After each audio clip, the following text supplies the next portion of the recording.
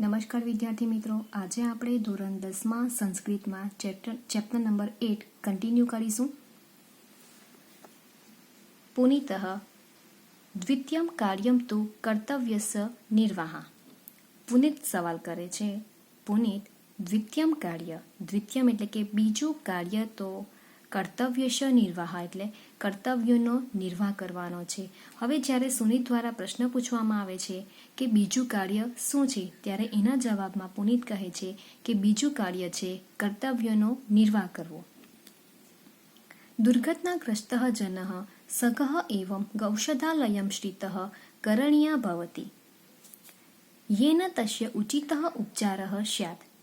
દુર્ઘટનાગ્રસ્ત એટલે દુર્ઘટનાથી ઘેરાયેલા જનઃ માણસને સગઃ એટલે કે તરત જ ઔષધાલય શ્રિતમ એટલે કે દવાખાનમાં કરણીયા ભવતી એટલે પહોંચાડવાનું હોય છે.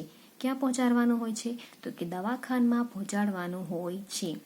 યેન તસ્ય, યેન એટલે જેથી તેની ઉચિત ઉપચાર તેનો ઉચિત અથવા તો યોગ્ય ઉપચાર થાય. તત્ર સંગત્ય કદાચિત તસ્મે રક્તસ્ય આવશ્યકતા ભવતી ચ એત સ્વકીયમ રક્તમપી તસ્મે દાતવ્યમ ભવતી.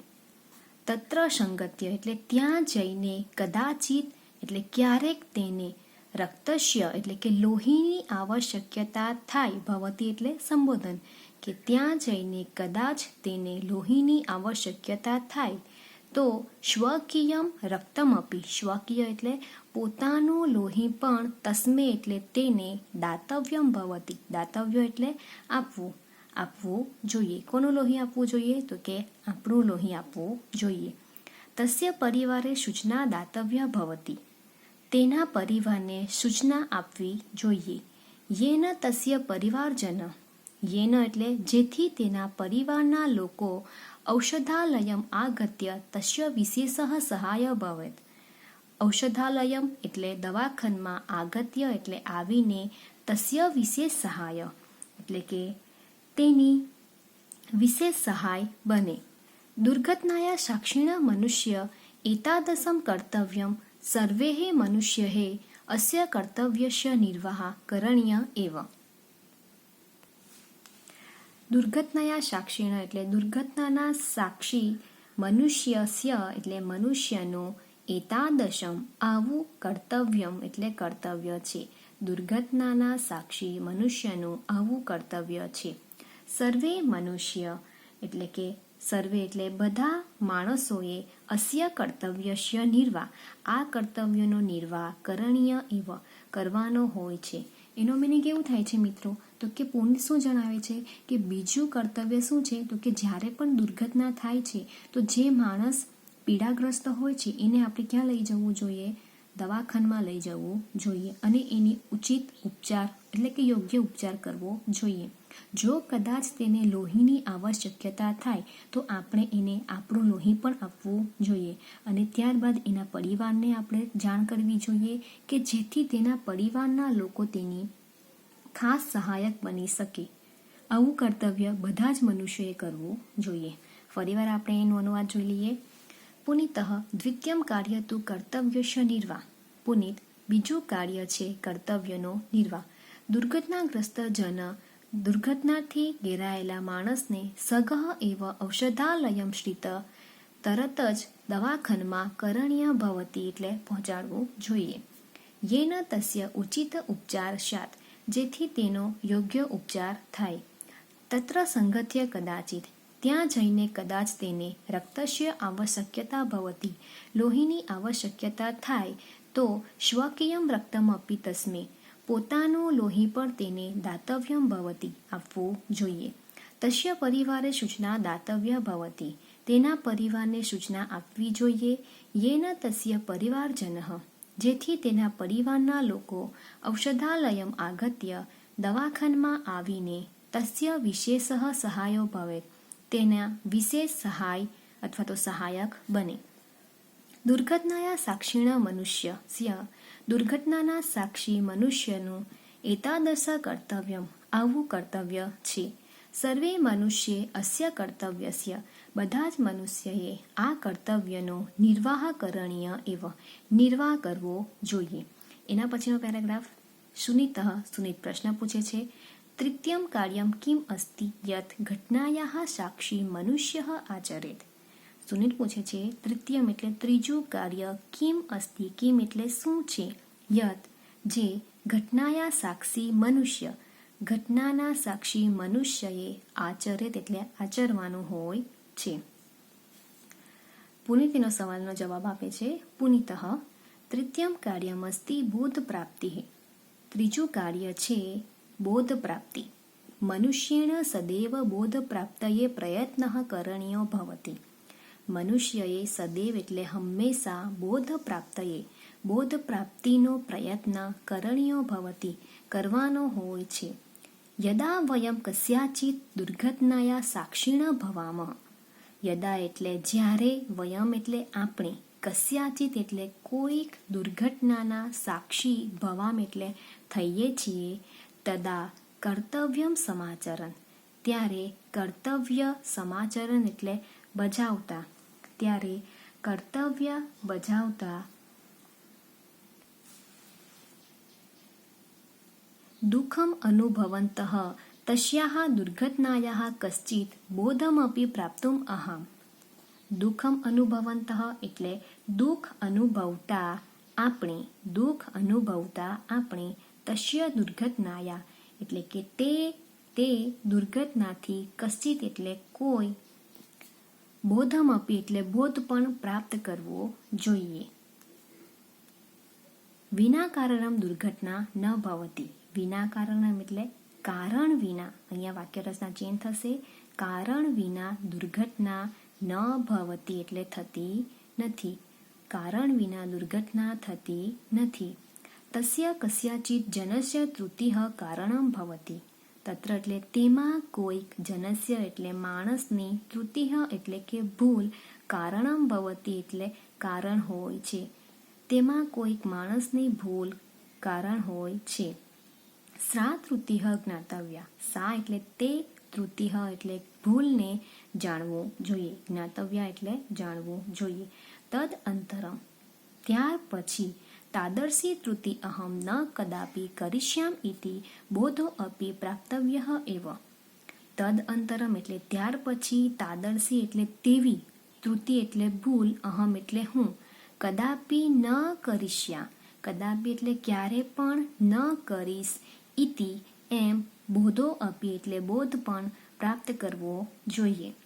સુનિતઃ સાધુ કથિતમ ભવતા એટલે કે ભવતા એટલે તમે, સાધુ એટલે સાચું, કથિતમ એટલે કે કહ્યું છે, તમે સાચું કહ્યું છે. ઘટનાયા સાક્ષિણઃ સંત એટલે કે કર્તવ્ય નિર્વહંતો અપી દુઃખમ અનુભવંતો અપી યદિ વયમ બોધપાઠમ ન પ્રાપ્તું તદા વયમ મનુષ્યાઃ ન સ્મ. ઘટનાયાઃ સાક્ષિણ એટલે કે ઘટનાના સાક્ષી, સંત એટલે બનવા છતાં, ઘટનાના સાક્ષી બનતા છતાં, કર્તવ્યનો નિર્વહંતો અપી એટલે કે નિર્વાહ પૂર્ણ કરતા હોવા છતાં, કર્તવ્ય બજાવતા હોવા છતાં, દુઃખમ અનુભવંતો અપી એટલે કે દુઃખને અનુભવતા હોવા છતાં, યદિ એટલે જો, વયમ એટલે આપણે, બોધપાઠ ન પ્રાપ્ત ન કરીએ, તદા વયમ ત્યારે આપણે મનુષ્ય ન સ્મ મનુષ્ય નથી. હવે અહીંયા પુનિત સુનિતને જણાવે છે કે ત્રીજું કાર્ય શું છે. એટલે પુનિત એના જવાબમાં શું કહે છે કે ત્રીજું કાર્ય છે બોધ પ્રાપ્તિ. મનુષ્યએ હંમેશા બોધ પ્રાપ્તિનો પ્રયત્ન કરવો જોઈએ. હવે આપણે એવું બની શકે છે કે ક્યારેક આપણે દુર્ઘટનાના સાક્ષી થઈએ છીએ. હવે એ કર્તવ્યનો નિર્વાહ પણ આપણે કરીએ છીએ. તો કર્તવ્યનો નિર્વાહ શું છે? તો કે આપણે એને દવાખાને લઈ જઈએ છીએ, એને આપણું લોહી પણ આપીએ છીએ, એના પરિવારને સૂચના આપીને જે કર્તવ્ય બજાવવું હોય એ આપણે બજાવીએ છીએ. એના દુઃખથી આપણે દુઃખી પણ થઈએ છીએ.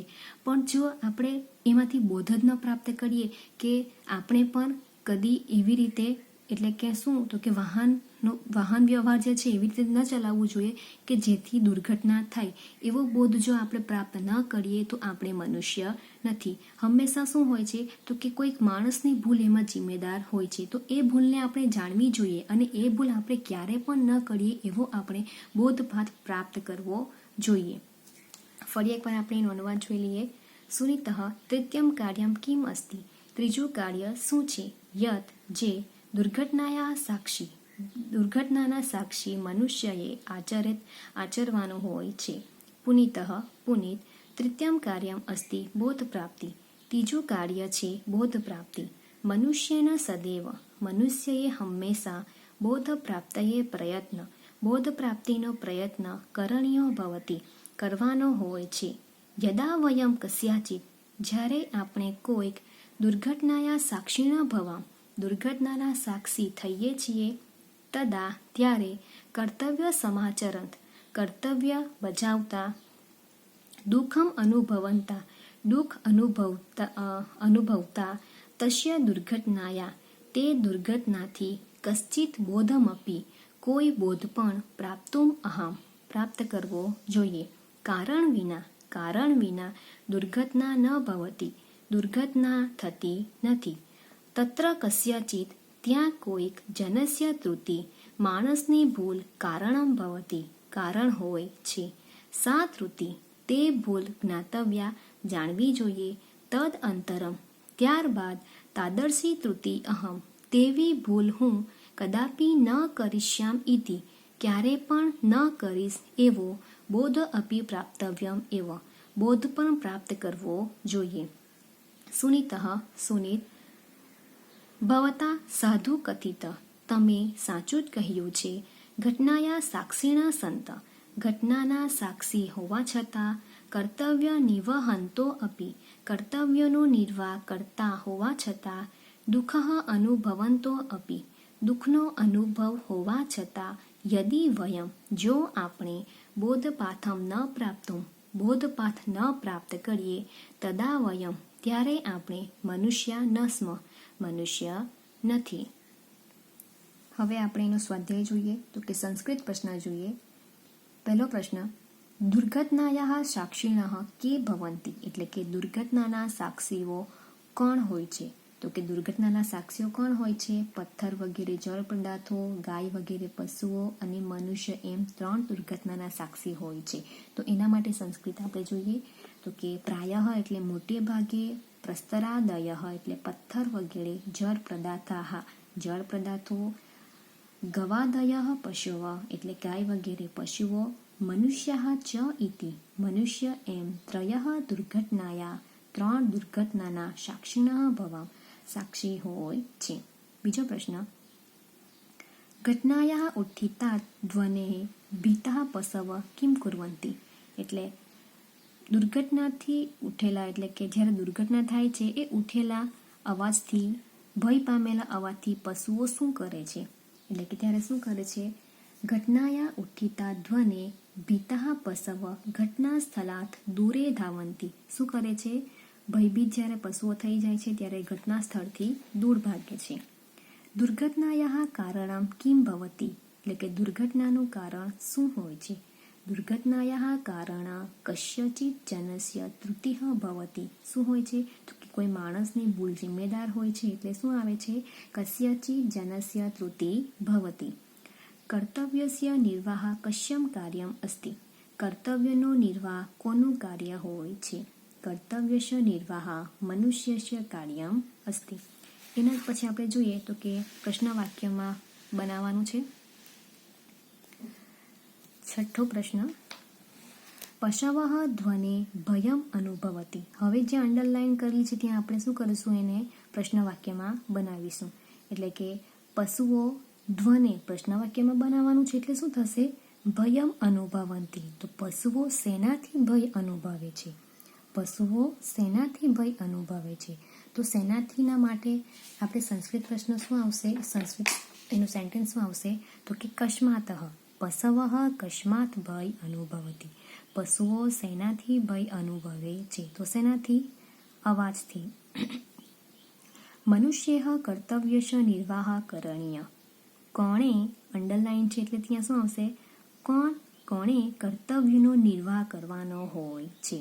તો મનુષ્યની જગ્યા પર શું આવશે? પ્રશ્ન વાક્ય બનાવતા કેહ એટલે કે કોણે કેહ કર્તવ્યશ નિર્વાહ કરણીય, કોણે કરવાનો હોય? તો કે મનુષ્યએ. વિના કારણમ દુર્ઘટના ન ભવતી. તો પ્રશ્ન વાક્ય શું બનશે? વિના કારણમ કા ન ભવતી, કારણ વિના શું નથી થતું? તો શું નથી થતું? દુર્ઘટના નથી થતી. દુર્ઘટનાયાઃ બોધમ પ્રાપ્તુમ અહમ. દુર્ઘટનાથી શું પ્રાપ્ત કરવાનું હોય છે? દુર્ઘટનાથી શું પ્રાપ્ત કરવાનું? તો શુંની જગ્યા પર આપણે શું લઈશું પ્રશ્ન વાક્યમાં? કમ. તો કે દુર્ઘટનાયાઃ કમ પ્રાપ્તુમ અહમ. દુર્ઘટનાથી બોધ પ્રાપ્ત કરવાનો હોય છે. એના પછી આપણે જોઈએ તો કે આપણે ગુજરાતી પ્રશ્ન જોઈ લઈએ. દુર્ઘટનાના સાક્ષી કોણ કોણ બને છે? તો દુર્ઘટનાના સાક્ષી મોટે ભાગે પથ્થર વગેરે જળ પદાર્થો, ગાય વગેરે પશુઓ અને માણસો એમ 3 જણા બને છે. કયા મનુષ્યની પશુમાં ગણના થાય છે? કયા મનુષ્યની? તો કે કોઈ બુદ્ધિમાન મનુષ્ય જો ઘટના સ્થળથી દૂર ભાગે, જેમ પશુઓ ભાગે છે એ પ્રમાણે જો મનુષ્ય પણ એ જ વર્તન કરે તો એ પશુમાં ગણના થાય છે. દુર્ઘટનાની સાક્ષી બનેલા માણસના 3 કર્તવ્યો કયા કયા છે? મોસ્ટ ઇમ્પોર્ટન્ટ સવાલ. તો કે દુર્ઘટનાના સાક્ષી બનેલા માણસના 3 કર્તવ્યો આ પ્રમાણે છે.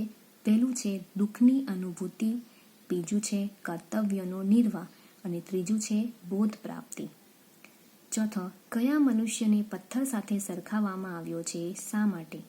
કયા મનુષ્યને પથ્થર સાથે સરખાવવામાં આવ્યો? તો કે ઘટનાના સાક્ષી બનેલા માણસ કર્તવ્ય બજાવતા હોવા છતાં, દુઃખની અનુભૂતિ કરતા હોવા છતાં જો બોધપાઠ ગ્રહણ ન કરે તો એ મનુષ્યને પથ્થર સાથે સરખાવવામાં આવે છે. Thank you.